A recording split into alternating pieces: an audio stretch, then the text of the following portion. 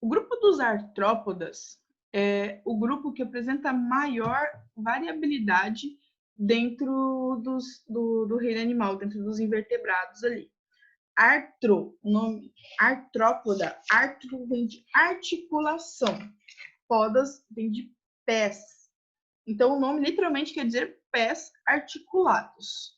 Então, dentro desse grupo, nós temos uma quantidade muito grande de animais invertebrados que apresentam articulação, são essas dobrinhas, sabe?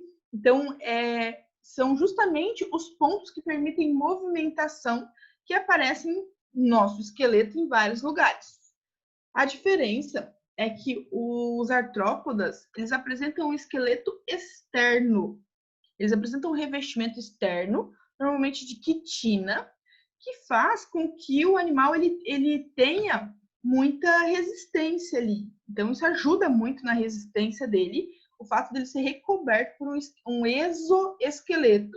O que é um exoesqueleto? Esqueleto do lado de fora, literalmente. Funciona tipo uma armadura para um combatente, para um guerreiro, por exemplo. Então, fica pelo lado de fora, acaba protegendo, então, o corpo dele por dentro. Algumas perguntinhas sobre esse grupo aparecem para vocês, então. Ó. Muitos zoólogos defendem a hipótese de que os anelídeos e os artrópodes são grupos aparentados. No que se baseia essa ideia, essa hipótese? Na metameria. Alguém me lembra o que é metameria? Oi? O que é metameria, gente? Não sei o que é, não. Na outra aula eu falei para vocês de metameria ou segmentação. O que é isso?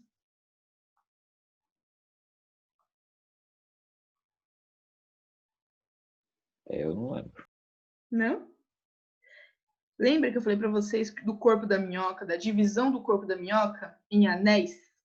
Lembra que olha para a minhoca, parece que tem um monte de anéis encostadinho no outro? Isso é metameria ou segmentação.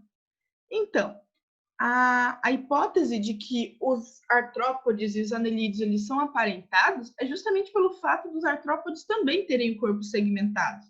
Vocês devem lembrar aí da minhoca, a minhoca é um anelídeo, né? Da barata, da formiga. Se vocês lembrarem da formiga, ela tem o corpo dividido em gomos bem específicos, né? Cabeça, abdômen e cabeça, tórax e abdômen.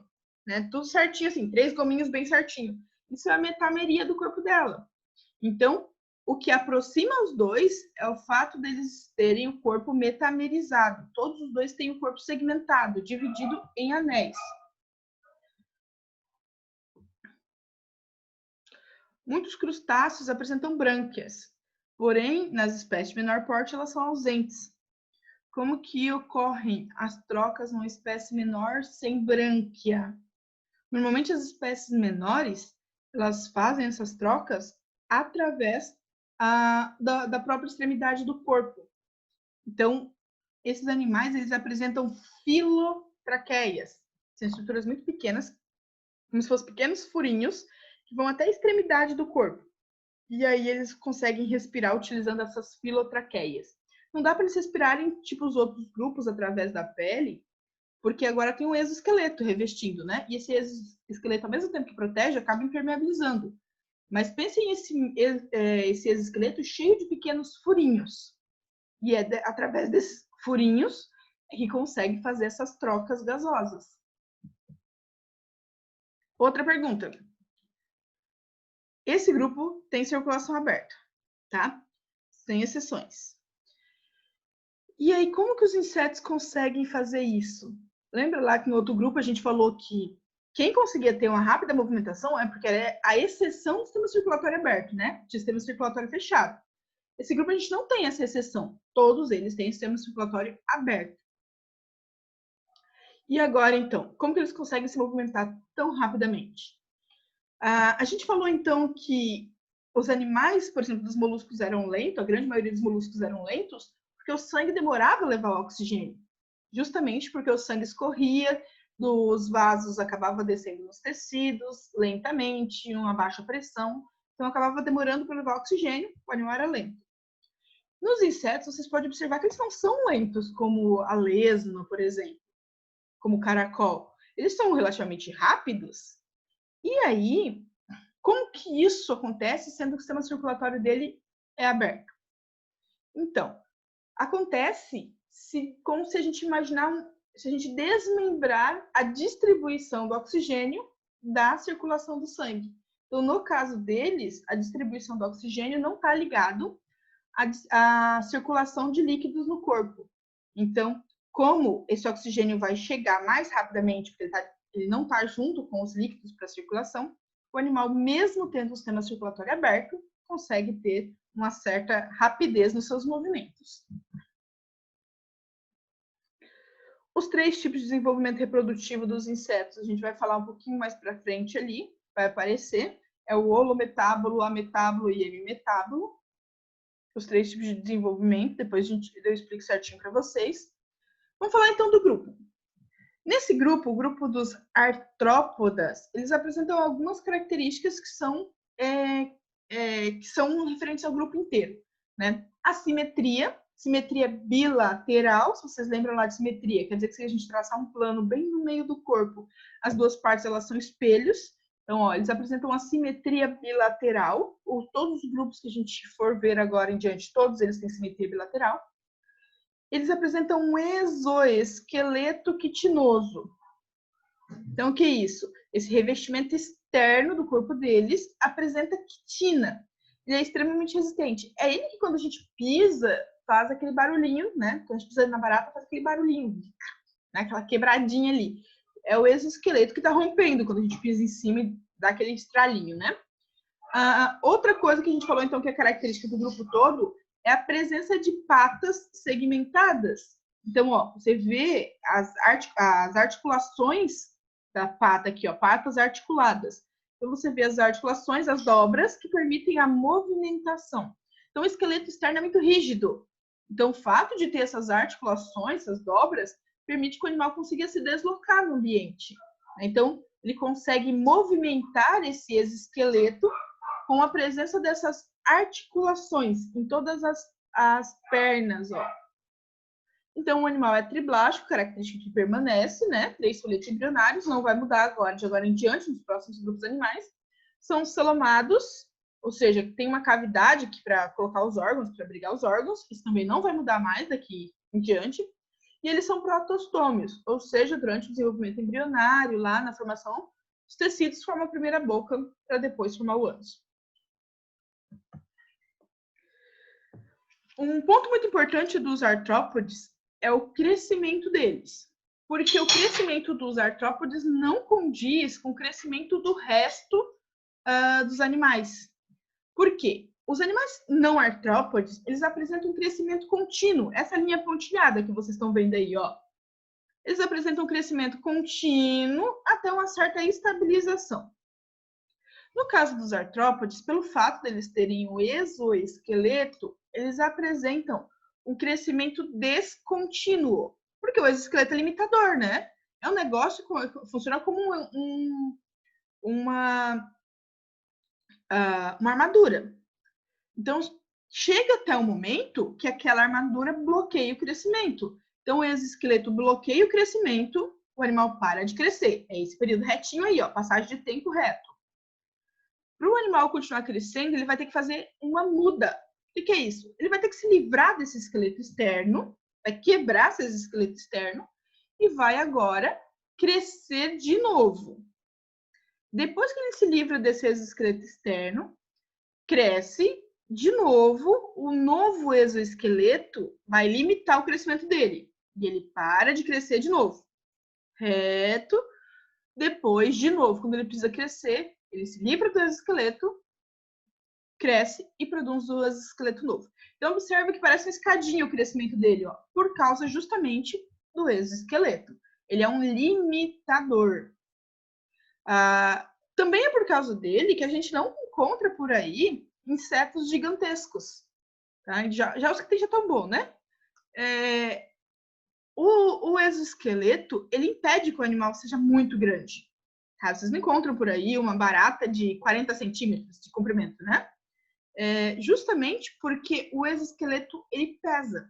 Como ele fica pelo lado de fora, ele funciona como uma espécie de armadura, ele é extremamente pesado para o animal. Então, se o animal fosse muito grande, o exoesqueleto pesaria demais. E isso impossibilitaria, por exemplo, o deslocamento do animal no ambiente, facilitando a morte dele. Então, o exoesqueleto, ele é um limitador do crescimento do animal. Então, ele acaba tendo um crescimento descontínuo, como vocês estão vendo aqui, e ele é um crescimento limitado, porque o animal acaba restrito a um tamanho pequeno. As classes presentes nesse grupo, nós temos, então, o grupo dos insetos, o grupo dos crustáceos, filoartrópoda, né? Então, classe dos insetos, crustáceos, aracnídeos, aqui nós temos aranhas, escorpiões, quilópodes e diplópodes. O grupo dos insetos, a classe dos insetos, é a classe mais dominante. Então, observem que comparando todos os grupos, todos os seres vivos aqui, observem que a gente está falando de todos os seres vivos mesmo. Tem bactéria, tem algas, protozoários, fungos, vegetais. A presença de inseto hoje representa 53% de todas essas formas de vida. Tá? Então, quando a gente falou lá que era maior variedade, lá maior diversidade, não era brincadeira, não. Com todas as formas de vida, nós temos 53% dessas formas de vida são insetos. São da classe dos insetos. Característica desse grupo, então, olha, eles têm o corpo bem desenvolvido em cabeça, tórax e abdômen. Então, 3 partes bem desenvolvidas aqui, cabeça, tórax e abdômen. Apresentam um par de antenas que servem para perceber o ambiente. Olhos compostos, no caso dos insetos, são 2 olhos compostos e 3 olhos simples. Olhos compostos é mais ou menos você pensar nessa estrutura de olhos ali com muitos olhinhos juntos, assim, mais ou menos você pensar a ideia de aquelas fotos antigas que ficava tudo cheio de quadradinho, pixelizada, né? A ideia de olhos compostos dos insetos ali. E muitas vezes eles podem perder esses olhos, parte desses olhos. As células olfativas vão queimando e fica como se você pensasse naquela célula, aquela foto pixelizada com alguns pontinhos pretos. Eles vão perdendo isso ao longo da vida dele. Oi? Todos os insetos têm antenas? Insetos, sim. É uma característica marcante no grupo. Não é todos os artrópodas, mas todos os insetos, sim. Se você pensar no grupo dos crustáceos, dos aracnídeos, por exemplo, aranha e escorpião não tem antena. Tá? Mas inseto tem. Característica bem marcante dos insetos. Quando a gente quer saber se esse animal, se esse artrópoda é dos insetos ou é dos aracnídeos, por exemplo, o que a gente tem que prestar atenção? Um dos grandes diferenciadores entre eles é o número de pernas. Tá? Então, esse grupo, ele apresenta 3 pares de pernas, 6 pernas. Então, no caso dos insetos, eles apresentam 3 pares de pernas. No caso dos aracnídeos, são 4 pares de pernas. E no caso dos crustáceos, são de 5 pares para cima ali. Depois a gente vai falando do resto.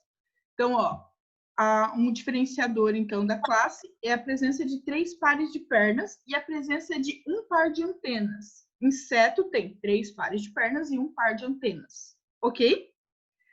Presença de asas, 2 pares de asas. Lembrando que essa asa ela pode estar presente, por exemplo, só numa fase da vida, ou não necessariamente. O grupo insetos não necessariamente tem que ter asas.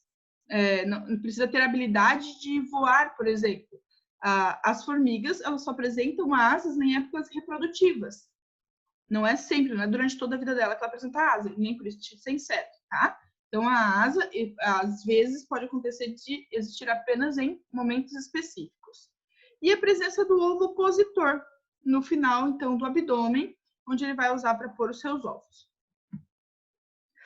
Internamente, observem a circulação aberta. Então, tem uma estrutura de circulação aberta ali, onde o sangue escorre pelos tecidos.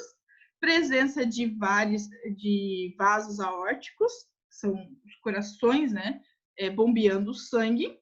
A traqueia, aqui no meiozinho. Os espiráculos. Os espiráculos são justamente aqueles poros, aquelas aberturas que vão até a estrutura do exoesqueleto para auxiliar na respiração.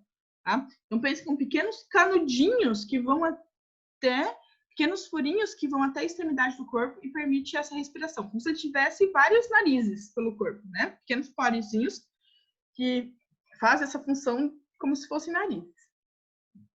Então, ó, presença de papo. Papo, ele sempre serve para armazenar alimento, tá? Então, o animal come, armazena dentro do papo. Secos gástricos, que seria algo parecido com o estômago, função parecida com o estômago, né? E, no final, o ânus. A circulação que a gente estava falando, ela é aberta ou lacunar.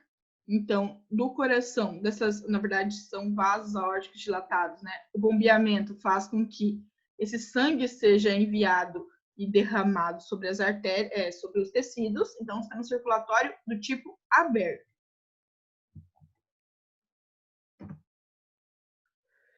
A excreção, ela é feita por túbulos de Malpighi. Então, toda a parte de limpeza, retirada ali, são estruturas na forma de túbulos de Malpighi. Essas aqui, ó, esses prolongamentozinhos, tá? Ele excreta ácido úrico, tá? Então, toda a parte de filtração e excreção ali feita pelos túbulos de Malpighi. Presença do sistema nervoso em gânglios. Observa que tem gânglios dilatados aqui, ó, se acumulando pelo corpo. Esse é o sistema nervoso do animal, ganglionar e ventral. E ele tem um acúmulo na região da cabeça de gânglios cerebrais.